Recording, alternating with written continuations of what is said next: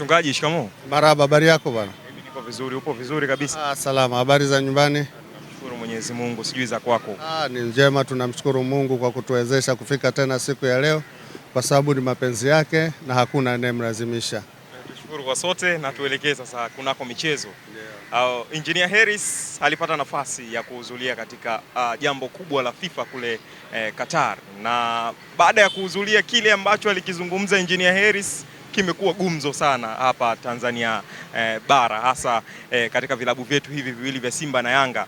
Kuna watu waliopokea kwa namna njema, kuna watu waliopokea kwa namna isiyo njema kwa ile kauli ya Engineer Harris kuwazungumzia wekundu wa Msimbazi na Young Africans. Kwanza mchungaji, kauli ya mwenyekiti wa Simba Sports Club Mangungu inaonyesha kutokupendezwa na kile ambacho alikizungumzia Engineer Harris na kusema kwamba inabidi uanze kufagia uliposimama. Uliposimama ndipo uanzie kufagia kama ukiwa unafagia. Kwa kauli hii na kile ambacho alikizungumza Engineer Harris, huenda wewe una tathmini gani na kile ambacho alikisema yeye?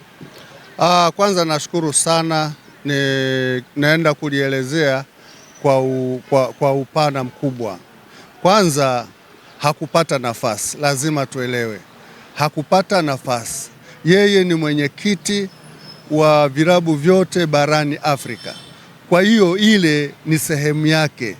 Kupata nafasi manake ni kama kaalikwa. Wale wameandaa kongamano, lazima mwenyekiti wa vilabu vyote Afrika lazima ndo aelezee msimamo wa vilabu vyake vya Afrika vikoje. Atoe tathmini sasa ya vilabu ambavyo anaviongoza yeye kama mwenyekiti. Lazima atakuwa anajua matatizo ya vilabu, lazima atakuwa anajua maendeleo ya vilabu, lazima atakuwa anajua kila kitu kinachohusu klabu. Sasa watu wanaposema kwamba kakosea au kule kwa kuongea katukosea, sioni sababu sehemu yote aliyowakosea, kwa sababu yeye ni mwenyekiti wa vilabu. Sasa aongelee nini kama sio mpira? Aongelee riadha? Aongelee kwaya? Hapana, anaongelea mpira ule ule. Kwa hiyo sasa akiongelea mpira, anaongelea vilabu vinakumbwa na matatizo ya namna gani, nani anasababisha na ni kwa nini anatokea, na vilabu hivi vinanyima furaha watu wangapi. Ye yuko pale kwa ajili ya kutoa sasa analysis ya vilabu, aeleze kongamano lile ni kwa ajili ya kushtua vilabu vingine. Na ile mimi nilivyoona hakuna klabu aliyotaja isipokuwa yule muonyesha picha ndo alionyesha picha za wale watu wa Simba.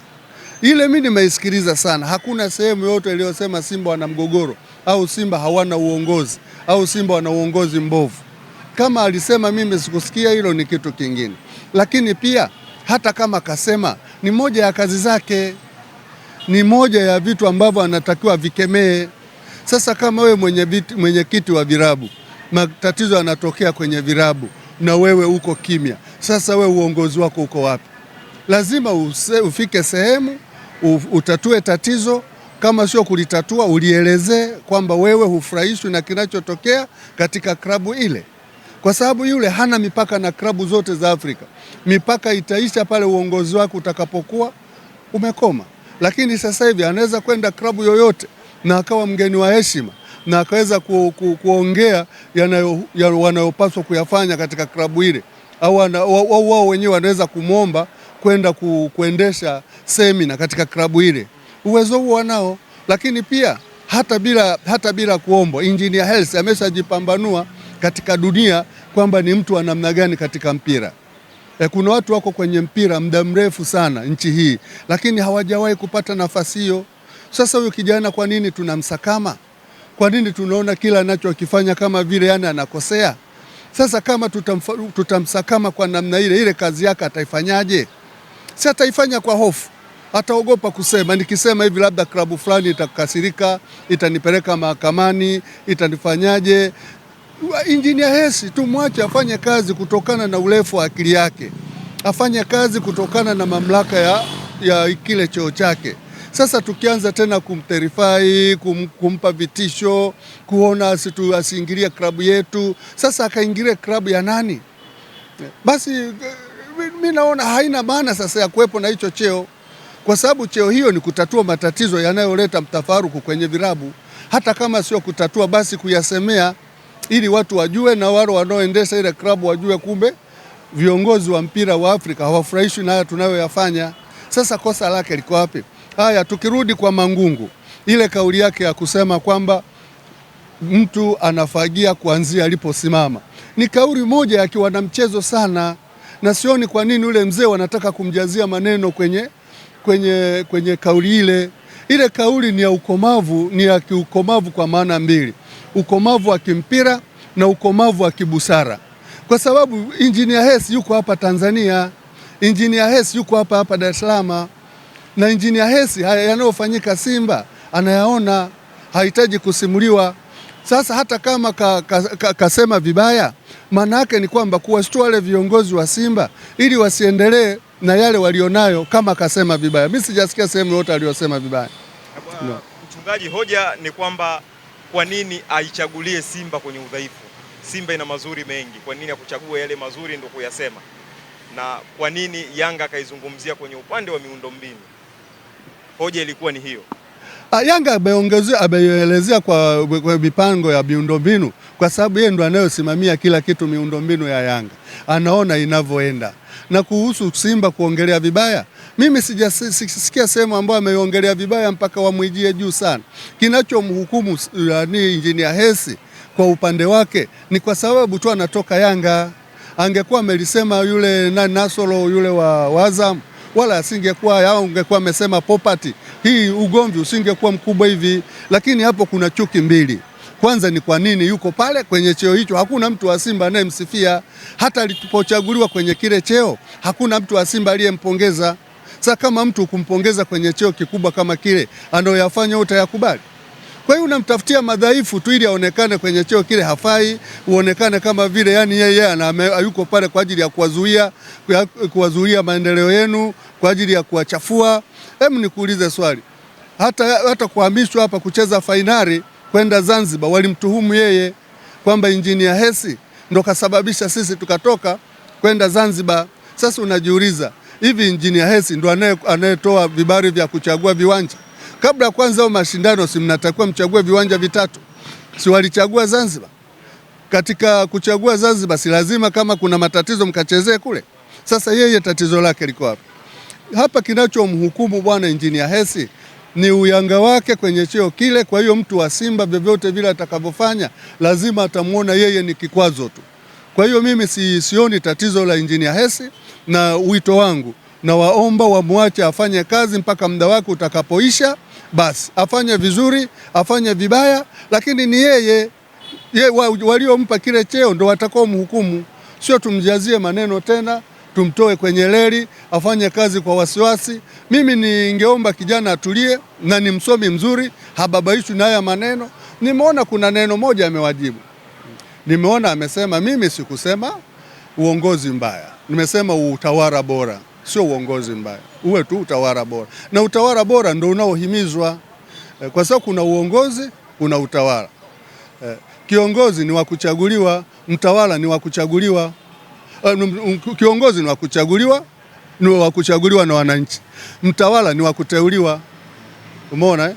Kwa hiyo sasa pale ukisha kuwa kiongozi maanake umechaguliwa na watu, lazima uende katika misingi ya wale ambao uliwaahidi utawaletea.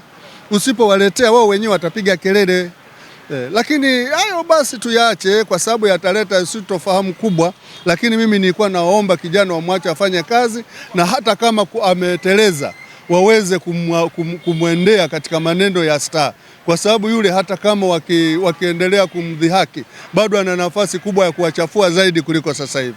Kwa hiyo lazima wakubali kama binadamu kukosolewa, na mtu anayewakosoa wasimuone kama adui. Mchungaji, basi tuelekee kule kunako usajili. Vilabu vinaenda kugombania kuongeza maboresho katika vikosi vyao katika dirisha dogo hapo Januari. Tukitazama Young Africans imeshaanza kusikika ikitaja wachezaji baadhi wa timu pinzani za hapa ligi kuu ya NBC kwamba wanahitaji huduma yao kwenye dirisha la usajili. Tulishaongea hapo awali, ukaniambia maeneo ambayo Young Africans inapaswa yaongeze ni yale ambayo mwalimu anayahitaji. Inasemekana Young Africans mnaenda kupiga hodi kwa mara nyingine wekundu wa Msimbazi. inakuwa ni faida kwa Young Africans kwenda kupiga hodi kwa wekundu wa Msimbazi kila nyakati? Si afya sana, na sidhani kama kuna mchezaji tena Simba pala anaweza akatakiwa na Yanga. Mimi sijasikia, na kama yupo basi itakuwa na kiwango kikubwa sana, na kama ikitokea hivyo wachezaji wale, ile ni kazi yao. Hamwezi kuleta usimba na Yanga wenu ukamkosesha kipato, ukamkosesha riziki. Hata kama kuna mchezaji anatakiwa na Simba kutoka Yanga, kama yeye mwenyewe ameona ile hela kubwa, anaweza akaenda tu, kwa sababu hawa vijana wanacheza mpira kwa muda mfupi sana, na wanacheza mpira kwa kutumia nguvu. Nguvu zinaweza zikaisha, pamoja na kuwa bado mpira unao, lakini ukaonekana siku hizi anacheza chini ya kiwango, timu zikakuacha. Kuwa mchezaji ni kitu kingine, na kuendelea na kipaji ukakifanyia kazi ni kitu cha pili. Sasa kama vijana wanatakiwa kwa ajili ya vipaji vyao, sisemei kwa Simba tu, hata kama Yanga, Simba wakimhitaji, wakielewana na klabu, wakielewana na mchezaji, anaenda, kwa sababu ndo ajira zao. Lakini kwa Simba hii sasa hivi mchezaji kutakiwa na Yanga pale, mimi simuoni. Elie Mpanzu ameshatajwa hata miaka miwili nyuma, amekuja. Hiki kipindi cha usajili wa kuna jina tu ambalo linatajwa tu. Huyu Chama ameshatajwa zaidi, miaka yote mitano aliyocheza Simba alikuwa anatajwa Yanga, amekuja mwisho kabisa. Kwa hiyo hata Elie Mpanzu labda akachukua tu nafasi ya Chama, kwamba atatajwa lakini anaendelea kubaki pale pale. Anatajwa anaendelea kubaki pale pale. Kwa hiyo mimi siamini kama Mpanzu anaweza kuja Yanga dirisha dogo. Kwa sababu kama alisajiliwa miaka miwili, sasa hizi ana miaka mingapi pale? Unaona. Kwa hiyo kwa mada hiyo mimi nasema tuwaache viongozi wetu ili waweze kututafutia wachezaji ambao hawana matatizo ya kimgongano. Kuna wachezaji wengi tu wazuri ambao wako fresh tu, wala hahitaji migongano ya kusuguana na watu. Hao wachezaji wakati mwingine wanatugonganisha, lakini wao wanashindwa kwenda kugongana uwanjani. Baadaye wakimaliza tunawaondoa mwaka huo mmoja, na huku sisi wametuletea balaa kukosana na watu. Kwa hiyo tutafute wachezaji, hata kama mpira ukiisha wanaondoka wao, sisi wanatuacha salama huku. Lakini sasa hivi tunaenda kugombana uwezo wenyewe. Mfano kama Chama kacheza miaka mingi, si miezi 9 tu, kaka miezi 9, lakini balala kutukanwa, umechukua mchezaji wetu, tumetukanwa matusi zaidi ya 1000. Kwa hiyo mimi nilikuwa naomba wachezaji wa viongozi wetu waangalie wachezaji wenye viwango ambao hawana matatizo ya kuweza kuleta mtafaruku katika timu zingine. Sio kwamba kufanya hivyo ni kudhoofisha timu ambayo ina upinzani na wewe mkubwa ama ushindani mkubwa kwenye ligi. Sasa kuna nani mchezaji gani analeta upinzani Yanga mpaka kusema kwamba tukimchukua huyu hawatatufunga? Wote wametimia, wanaoamini, wasioamini, wote wako pale na tunawafunga, wako nao. Sasa hata tusipomchukua tunawafunga, tukiwachukua tunawafunga. Tukiwachukua si ndio wataendelea kufa kabisa sasa. Si bora tuwaache nao waimarike kidogo. Mimi sioni mchezaji pale wa kuchukua, labda yule bwana mdogo Morris Abraham, labda kidogo, naye ni labda, kwa sababu kuna watu ambao wako Yanga pale, hata yeye pamoja na tunamwona na utimamu wa kila kitu, anaweza asiwatoe kirahisi. Kwa hiyo mimi nilikuwa nafikiri hakuna sababu ya kuendelea tena kwenye migogoro hii inayowezekana kuepukika. Tuweze tu kuiepuka. Wachezaji hawako Simba tu, wachezaji wako kila aina. Afadhali yule ambao wao hawajampata na sisi hatuko naye, tukienda kumgombea tukimchukua sisi, hiyo afadhali tumeshindana, kuliko mtu ambaye yuko pale alafu tena mkamtoe. Mimi naona hiyo tena tungeachana nayo tu, kwa sababu inatuletea shida. Wachezaji wenyewe wakati mwingine wanakuwa na mapenzi na timu ile, inakuwa yani mwaka mmoja tu hatumuelewi. Kwa hiyo mimi nilikuwa nafikiri kama hilo lipo, basi ni wao viongozi wataona, lakini kwa ushauri wangu mimi, wachezaji wapo wengi, hamna haja ya kwenda kunyang'anyana tena pa. Mchungaji, tuelekee sasa kwenye taarifa nyingine. Kamati ya masaa 72 imetoa lungu lake kupitia ile michezo ambayo ilichezwa ya NBC na kufanya maamuzi. Simba Sports Club kupitia mchezo waliocheza na Azam Football Club, kuna baadhi ya wachezaji ambao wamepata adhabu ya kukosa michezo mitano, kama ilivyo kwa Young Africans. Ibrahim Baka anakosa michezo mitano baada ya lungu lile la masaa 72. Lakini ilisikika mashabiki wa Young Africans wakasema tunataka usawa katika kamati hii ya masaa 72. Na hivi sasa tumewaona na wekundu wa Msimbazi na wenyewe wamekutana na kadhia hiyo. Jonathan Soa kalimwa mechi 5 ana faini ya milioni 1, lakini Alasine Kante naye kalimwa mechi 5 pamoja na faini ya milioni 1. Hii kwa Young Africans mnaona masaa 72 iko kwenye usawa katika utendaji? Sio kwa Yanga tu, kwa sababu sheria hizi hazimlindi Yanga tu, na sheria hizi sio kama nafanyiwa Yanga tu. Sheria hizi kama wameamua kuzisimamia, mimi mpaka sasa hivi hii bodi ya ligi siwadai, mpaka sasa hivi siwadai. Kama wataendelea hivi, mpira wetu tutauona mbali sana, kwa sababu wanatenda haki kulingana na makosa yako uliyoyafanya. Refari ukitoa goli halieleweki unapigwa bani, mchezaji ukifanya kitu hakieleweki unapigwa bani. Kwa hiyo tuwaombe tu wachezaji wetu kwamba wajitahidi sana sasa hivi kufuata sheria, wajitahidi kuondoa makosa ya kijinga, wajitahidi kufuata sheria za mpira ili waweze kulinda vipaji vyao, kwa sababu bodi ya ligi hii linavyoiona iko serious na imedhamiria kweli kufuta mambo ya kujuana.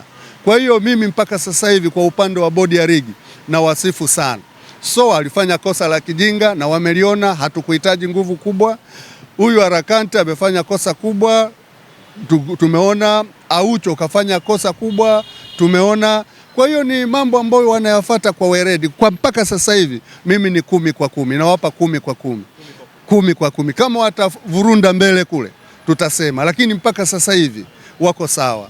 Ukweli tuseme, sio tuwe watu wa lawama tu muda wote. Kitu mtu anafanya vizuri wewe unamlaumu tu eti kwa sababu una uwezo wa kuongea.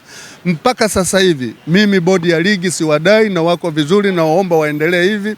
Kama wataendelea hivi lazima tutapata bingwa tofauti. Sina maana mbaya, lakini tutaendelea hivi tunaweza tukapata bingwa tofauti, kwa sababu timu iende kwa nguvu zake, iende kwa uwezo wake, isiende kwa uwezo wa watu wengine ambao wako nje ndani ya uwanja. Lakini Young Africans pia nayo imekutana na faini kupitia kile ambacho kilitokea kwenye mechi ya Coastal Union dhidi ya Young Africans. Kuna moja kati ya shabiki aliingia kwenye eneo la uwanja na kuchukua baadhi ya kitu ama kuweka, kwa taarifa ambayo imetolewa na bodi ya ligi. Nao Young Africans wamekutana na faini ya milioni 5 kulingana na kile ambacho kimetokea. Huenda ukazungumzia hilo tukio na maamuzi ya bodi ya ligi na masaa 72. Ni sawa, bodi ya ligi bado wako sahihi, kwa sababu kutoka mchezaji kwenda kwenye uwanja kufanya kitu ambacho ni cha ushirikina si kizuri. Na kama kila mtu ataruhusiwa kwenda kufanya, hawa mashabiki hawa kila mtu anaenda na mbinu zake mle, basi mpira hautachezeka. Kila akitoka huyu anaenda huyu, akitoka huyu anaenda huyu. Bodi ya ligi walichokifanya wako sahihi 100%, pamoja na kuwa timu yangu mimi imepigwa. Nasema tujiepushe na mambo hayo washabiki, lakini pia huyo jamaa aliyeenda kutoa ndo kilitusaidia sisi. Alitoa dakika 87, dakika 88 tukapata goli. Kwa hiyo pamoja na kuwa tumepigwa milioni 5, lakini bado tuna faraja moyoni. Kwa hiyo yule bwana sisi tunamshukuru, wana Yanga wote, asijisikie mnyonge, na kama wa vijana wetu wanavyokuaga na nani ya kuchangisha ile hela ilipwe, kama watafanya hivyo mimi nitachanga, lakini sina maana ya kwamba ndo nasema wachange, hapana. Kuna kipindi klabu ilipigwa faini, wanachama wakachanga, sio? Ni utaratibu mzuri, kwa sababu ile mtu alijitosa kwenda kutoa ile, na alivyotoa kweli tukafunga. Maana yake kama asingetoa tusingepata hizo pointi 3. Kwa hiyo nawapongeza TFF na nampongeza yule kijana pia kujitoa, maana ile ni kujitoa. Unaweza ukakutana na lolote, unaweza ukakutana na kitu kizito ukakitoa pale ukaanguka pale ukafa, au ukakutana na watu wakakupiga wakakuumiza. Kwa hiyo ni kujitoa kwake, tunampongeza, na TFF kulihukumulia tunawapongeza vile vile. Yaani uko pande zote mbili. Zote mbili. Yaani nisiwe mnafiki. Yule bwana namshukuru sana, kwa sababu mimi nilikuwa nimeshaloa. Baada ya kutoa lile tukapata goli ndo nikapumua. Na TFF nao kufanya kazi yao ni sawa, kwa hiyo hakuna wa kulaumiwa. Kijana simlaumu, TFF si walaumu, mpira twende mbele. TFF mpaka sasa hivi wako 100%. Tukaji wanasema kwamba hizi timu zina uwezo wa kulipa hizi faini, ndio maana haya matukio yanakuwa yanaendelea mara kwa mara. Na ndio maana timu kubwa unapata ushindi kwa njia zote. Njia zote unapata ushindi. Kwa hiyo kama wewe una uwezo wa kupata ushindi kwa namna yoyote, wewe fanya, isipokuwa tu kuvunja sheria za nchi. Basi. Shukrani sana mchungaji. Asante sana bwana.